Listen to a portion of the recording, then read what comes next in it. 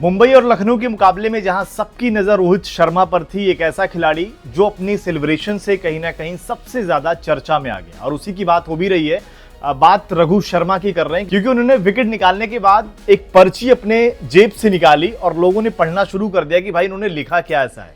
और जब लिखा पढ़ा तो वो कहीं ना कहीं और ज्यादा वायरल हो गया। उस पर लिखा क्या था उसके बारे में आपको बताएंगे, लेकिन पहले रघु शर्मा के प्रदर्शन को देख लेते हैं, किस तरीके से उन्होंने गेंदबाजी करी। मुकाबले की अगर बात करें, 4 ओवर पर उन्होंने 36 रन देकर 1 विकेट निकाले और ऐसे विकेट पर जहां बाकी गेंदबाजों की जबरदस्त पिटाई हो रही थी, यहां तक कि जसप्रीत बुमराह के 4 ओवर में 45 रन पड़ गए थे। वहां पर एक स्पिन गेंदबाज अगर 4 ओवर में 36 रन देता है तो लोग यही बोलेंगे कि यार गेंदबाजी तो इसने ठीक की। और यही काम इन्होंने चेन्नई वाले मुकाबले में भी किया था। इससे पहले जो डेब्यू किया था, विकेट नहीं मिली थी, लेकिन वहां पर भी इन्होंने 4 ओवर में 24 रन दिए थे। वहां पर भी तारीफ हुई थी। और जब डेब्यू इन्होंने किया तो लोगों ने ये भी चर्चा की कि यार मुंबई जब कोई गेंदबाज लेकर आती है तो वो कहीं ना कहीं काबिल गेंदबाज तो होता ही है, और उन्हीं में से रघु शर्मा भी ऐसे ही निकल रहे हैं।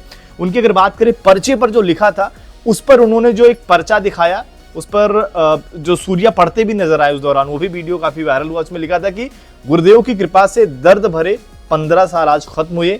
धन्यवाद मुंबई इंडियंस, मुझे ये मौका देने के लिए हमेशा आभारी रहूंगा। जय श्री राम।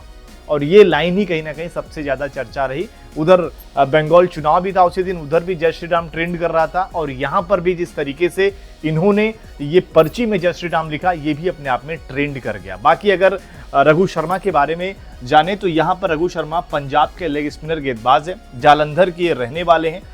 लेकिन इनकी जो कहानी रही है वो अपने आप में बड़ी ही अच्छी रही है, क्योंकि डेब्यू करते हैं तो 33 साल उम्र है। आमतौर पर इस उम्र में लोग यही कहते हैं ना कि नया खिलाड़ी आया है, यंग होगा, लेकिन रघु शर्मा के साथ ऐसी चीजें नहीं है।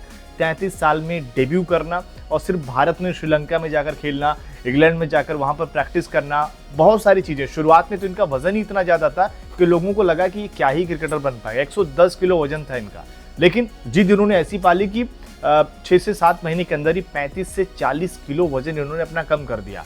मैदान पर वापस आए, ट्रायल दिया, कई बार रिजेक्ट हुए, लेकिन इन्होंने हार नहीं मानी। और शुरुआत में ये तेज गेंदबाजी करते थे, बाद में इनको चोट लग गई, हैमस्ट्रिंग की इंजरी हुई, इसके बाद ये स्पिनर बन गए।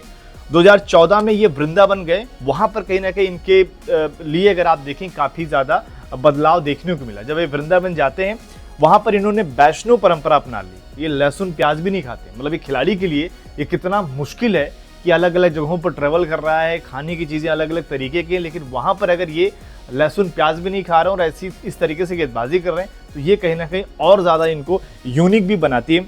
ये विघ्नेश पुथूर की जगह टीम में आए थे। 30 लाख रुपए में एमआई ने इन्हें अपने साथ जोड़ा था। फर्स्ट क्लास क्रिकेट में 12 मैचों में 57 विकेट लिए थे, और वहीं से चर्चा शुरू हो गई कि ये खिलाड़ी अगर ऑप्शन में आता है तो लोग जरूर इसको खरीदेंगे। फिर भी नहीं खरीदे थे, लेकिन हरभजन सिंह जो है वो एमआई के साथ रहे, पंजाब से उन्होंने क्रिकेट खेला।